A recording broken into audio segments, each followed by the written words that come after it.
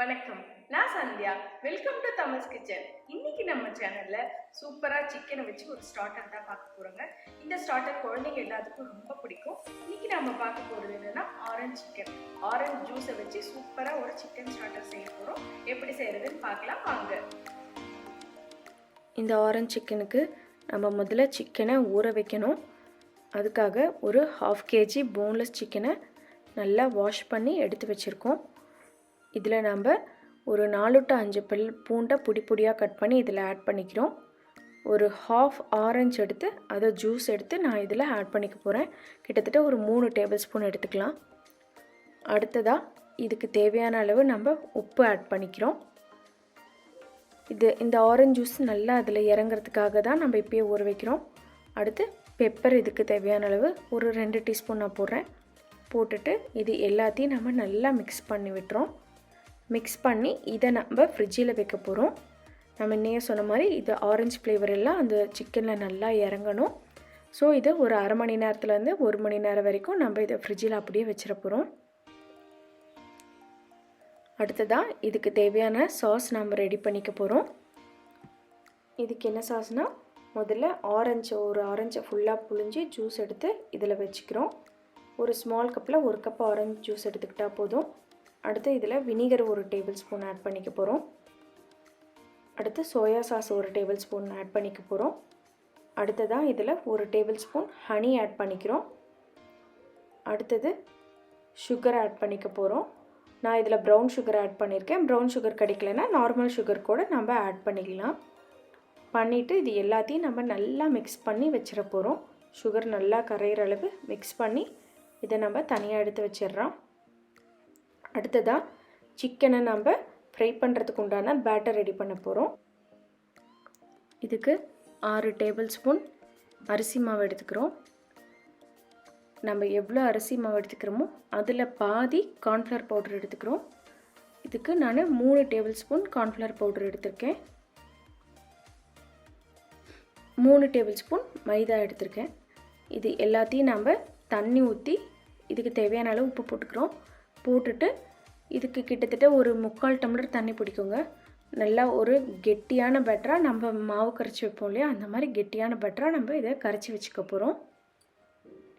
இப்போ இதுக்கு நான் தண்ணி ஊற்றியாச்சு. ஊற்றிட்டு இதை நல்லா நான் மிக்ஸ் பண்ணிக்கிறேன்.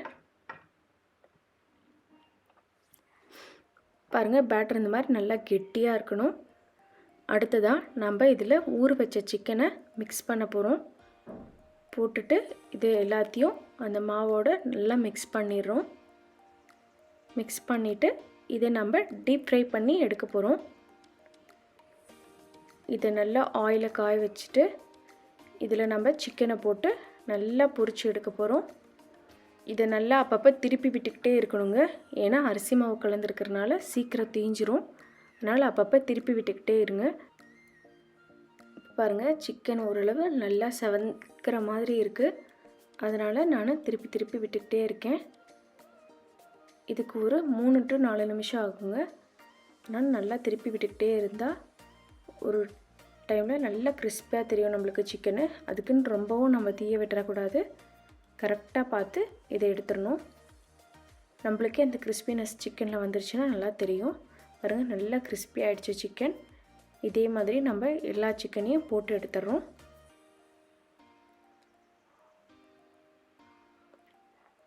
பாருங்கள், நான் இப்போ எல்லா சிக்கனும் நல்லா பொரித்து எடுத்து வச்சுட்டேன். நான் உங்களுக்கு காமிக்கிறேன். பாருங்கள், எவ்வளோ கிறிஸ்பியாக இருக்குது சிக்கன். இந்த அளவு கிறிஸ்பியாக வருங்க. இவ்வளோ சூப்பராக நம்ம சிக்கன் கிறிஸ்பியாக ஃப்ரை பண்ணி எடுத்து வச்சாச்சு. அடுத்ததாக ஒரு சாஸ் பண்ணி நம்ம இதில் அந்த சிக்கனை போட போகிறோம். நம்ம ஆல்ரெடி ரெடி பண்ணி வச்சுருக்க சாஸ் இதில் ஆட் பண்ணுறதுக்கு ஒரு பேன் எடுத்து அதில் 1 டேபிள் ஸ்பூன் ஆயில் போட்டுக்கிறோம். போட்டுட்டு ஆயில் காஞ்சோடனே நம்ம ஆல்ரெடி ரெடி பண்ணி வச்சுருக்க சாஸை இதில் ஊற்றிடுறோம். ஊற்றிட்டு நல்லா மிக்ஸ் பண்ணி விட்டுறோம். இந்த மாதிரி நல்லா கொதித்து வரும். பாருங்கள், அந்த சுகர் எல்லாம் கரைஞ்சிட்டு வரும்போது நம்ம 1 டேபிள் ஸ்பூன் கார்ன்ஃப்ளவர் பவுடர் எடுத்து நல்லா தண்ணி ஊற்றி மிக்ஸ் பண்ணி கரைச்சி வச்சுருக்கோம். அதை இதில் போட்டு நல்லா மிக்ஸ் பண்ணி விட்டுறோம். இது எதுக்குன்னா அந்த சாஸ் கெட்டி ஆகிறதுக்காக நம்ம அப்படி பண்ணுறோம். ஸ்லோலியே வச்சுக்கோங்க ஃப்ளேமை, இல்லைன்னா கட்டி பிடிச்சிரும். ரொம்பவும் போட்டாலும் ரொம்ப கெட்டியாயிடும். சாஸ் நம்மளுக்கு செமி சாலிடாக தான் இருக்கணும் இந்த மாதிரி. இதில் நான் ஃப்ளேவருக்காக கொஞ்சமாக மிளகாத்தூள் ஆட் பண்ணியிருக்கேன். உங்களுக்கு வேணும்னா பண்ணிக்கலாம், இல்லைன்னா விட்டுடலாம். அடுத்ததாக இதில் நம்ம இன்னும் கொஞ்சம் ஆரஞ்சு ஜூஸ் ஆட் பண்ணுறோம். ஏன்னா இதை கடைசியாக சேர்த்தும் போது இன்னும் கொஞ்சம் நல்லா ஆரஞ்சு ஃப்ளேவரோடு இருக்கும் நம்மளுக்கு. இதில் நம்ம ஃப்ரை பண்ணி வச்சுருக்க சிக்கனை போட்டு நல்லா மிக்ஸ் பண்ணி விட்டுற போகிறோம். இது வெளியே நல்லா கிறிஸ்பியாக இருக்கும் சிக்கன், உள்ளே நல்லா ஆரஞ்சு ஃப்ளேவரோட ஜூஸியாக இருக்கும். இது ஒரு பர்த்டே பார்ட்டிக்கெலாம் ஏற்ற ஒரு சூப்பரான ஸ்டார்டர். இந்த சிக்கன் குழந்தைங்களுக்கெல்லாம் ரொம்ப பிடிக்கும். இதில் நான் இப்போ வறுத்து வச்சுருக்க நிலக்கடலையே ஒரு க்ரன்ச்சினஸ்க்காக போடுறேன். இது இன்னும் கொஞ்சம் ரிச்சாக காமிக்கும் நம்ம ஸ்டார்டரை. அதே மாதிரி எல்லையும் கொஞ்சம் நேரம் வறுத்து அதையும் நம்ம இதில் ஆட் பண்ணிக்க போகிறோம். இது ரெண்டும் ஒரு நல்ல டேஸ்ட்டை கொடுக்கும் இந்த சிக்கனுக்கு. அவ்வளோதாங்க. இதை நல்லா மிக்ஸ் பண்ணி விட்டுட்டு நம்ம சர்வ் பண்ண வேண்டியது தான். இப்போ நம்ம ஆரஞ்சு சிக்கன் சூப்பராக ரெடி ஆகிடுச்சு. இதை ஒரு பவுலில் போட்டு நீங்கள் ஸ்டார்டராக குழந்தைங்களுக்கு கொடுக்கலாம். ரொம்ப விரும்பி சாப்பிடுவாங்க. கண்டிப்பாக ட்ரை பண்ணி பாருங்கள். தேங்க்யூ.